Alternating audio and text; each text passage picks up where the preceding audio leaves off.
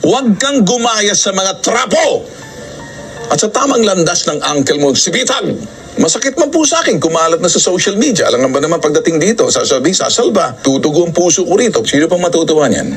Mga kapatid ko, ayusin nyo, anak niyo yan. Issue na mabilis kumalat tungkol sa anak ni Senator Raffy Tulfo na si Congressman Ralph Wendell Tulfo. Hindi ito tungkol sa panukalang batas o sa proyekto ng gobyerno. Ang pinag-uusapan ngayon ay ang umano'y malaking halaga na nagastos niya sa isang gabi ng kasiyahan sa ibang bansa.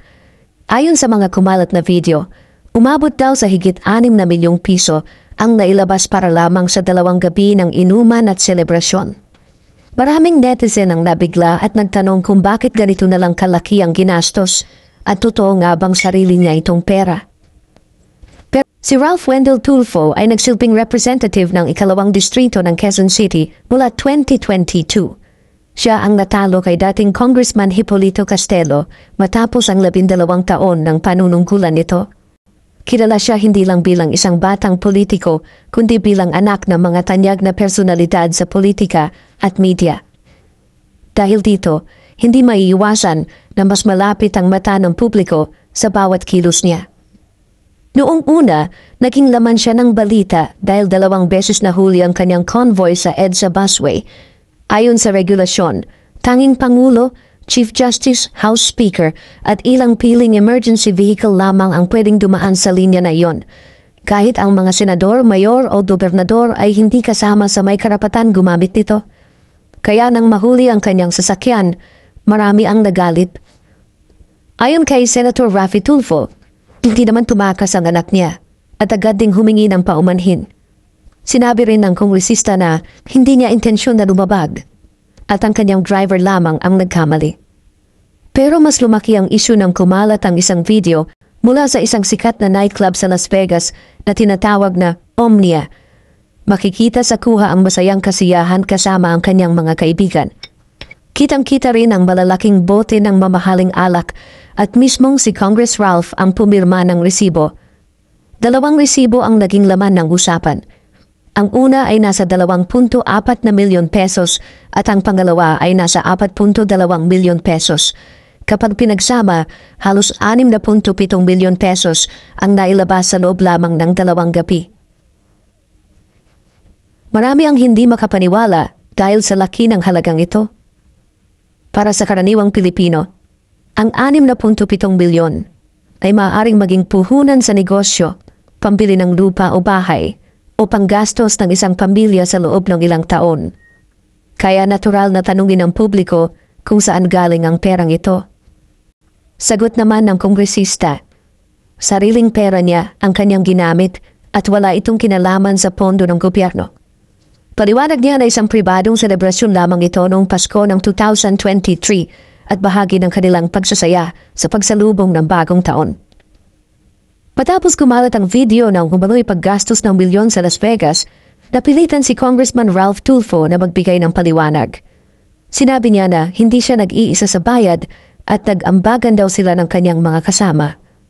Ayon pa sa kanya, credit card lang niya ang ginamit para ma-process ang kabuuang halagang nakalagay sa resibo, ngunit hindi raw lahat ay mula sa kanyang bulsa.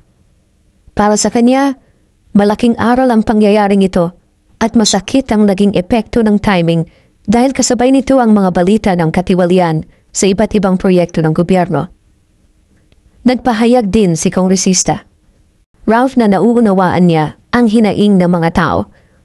Aminado siya na dapat maging mas maingat lalo na ngayong nagsisimula na siya ng panibagong yugto ng kanyang buhay bilang isang asawa at bilang magulang sa hinaharap. Para sa kanya, kahit gaano kayaman ang isang tao o kahit kaya naman niyang gumastos ng ganoong halaga, hindi pa rin maiiwasan ang hatol ng publiko lalo na kung ikaw ay nasa posisyon. Ito ang tinatawag na mabigat na hamon ng pagiging isang politiko. Sa Pilipinas, kapag may nakitang marangyang pamumuhay ang isang politiko, mabilis na naiisip ng mga tao na ito ay galing sa hindi malinis na paraan. Kahit pasabihin na sariling pera ang ginastos, may mga Pilipino pa rin na agad iisipin na galing ito sa kaban ng bayan. Sinasabi rin ni Congressman Ralph na sana mawala ang ganitong pananaw at mas maging patas ang pagtingin ng mga tao.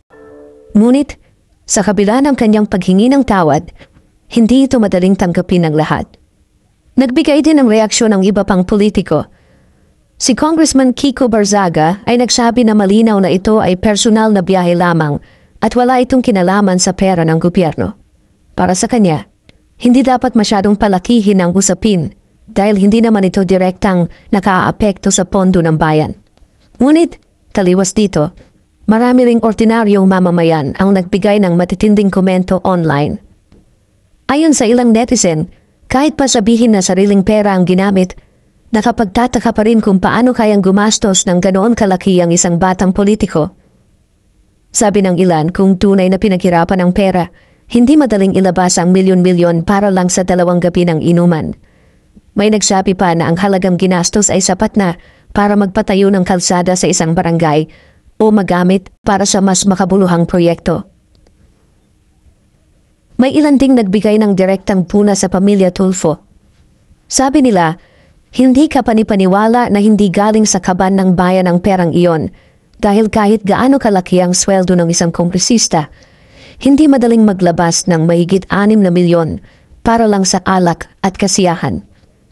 Idinagdag pa ng iba na malaki rin ang kinikita ng pamilya mula sa social media at mula sa kanilang mga posisyon. Kaya mas lalo itong nagdudulot ng panghihinala sa publiko. Pagkatapos ng mga pahayag ni Congressman Ralph Tulfo, mas lalo pang lumaki ang diskusyon ng mismong isang kaanak niya ang nagsalita laban sa kanya. Payon dito, masakit man sa kanya bilang pamilya, pero kailangan niyang punahin ang mali dahil dala ng bawat isa ang apelidong Tulfo. Para sa kanya, hindi lang ito tungkol kay Congressman Ralph, kundi pati na rin sa pangalan na kanilang pinoprotektahan mula pa sa unang henerasyon. Sinabi ng kanyang kamag-anak na ang bawat politiko mula sa pinakamataas hanggang sa pinakamababa ay inihalal ng taong bayan at may pananagutan sa publiko. Kaya't hindi ligtas ang sinuman sa mapanuring mata ng mga mamamayan. Kahit pa senador, kongresista o mayor, lahat sila ay dapat magsilbi ng may integridad at respeto. Kaya raw kailangan niyang tawagin sa publiko ang pagkakamali ng pamangkin, hindi para pahiyain, kundi para ipaalala ang bigat ng responsibilidad ng kanilang pangalan. Ayon sa kanya, marami pang ibang miyembro ng pamilya Tulfo ang maayos na dinadala ang apelido. Tinadala nila ito ng may tangal, respeto at malinis na reputasyon. Kaya naman nakakalungkot na may mga pagkakataon ang ilan ay nadadawit sa isyu na nagdudulot ng kahihiyan. Para sa kanya, mas mahalaga ang reputasyon kaysa pansamantalang kasiyahan o pagpapakita ng yaman. Kaya pinayuhan niya si Congressman Ralph na tigilan ang mga hakbang na maaaring makasira sa tiwala ng mga tao. Binigyang diin din niya na lahat naman ng tao ay nagkakamali.